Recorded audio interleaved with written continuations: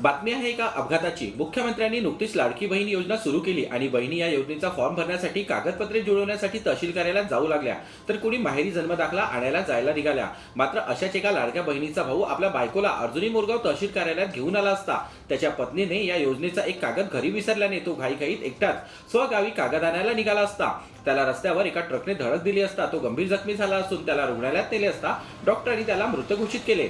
मृत घोषित केल्याने एका लाडक्या बहिणीला आपला भाऊ गमवावा लागला आहे। त्यामुळे तुम्ही देखील कागदपत्रांची जुळवाजुळव करायला जात असाल तर वाहने हळू चालवा आणि वाहतूक नियमांचे पालन करा। याला कारण म्हणजे लाडकी बहीण योजनेचा फॉर्म आता यापुढे 31 ऑगस्ट 2024 पर्यंत तुम्ही भरू शकता। त्यामुळे घाई करू नका। तुम्ही 31 ऑगस्ट आधी फॉर्म भरले तरी तुम्हाला 1 जुलै पासूनच या योजनेचा लाभ मिळेल। त्यामुळे धावपळ करत जाऊन स्वतःची जीवितहानी तर होणार नाही याची काळजी घ्या। अशीच एक घटना सध्या अर्जुनी मोरगाव तालुक्यात उघड आली असून यात 42 वर्षीय शिवलाल लाडे यांचा मृत्यू झाला असून अर्जुनी मोरगाव पोलिसांनी ट्रक चालकाला अटक केली आहे। त्यामुळे तुम्ही काळजी घ्या इतकंच।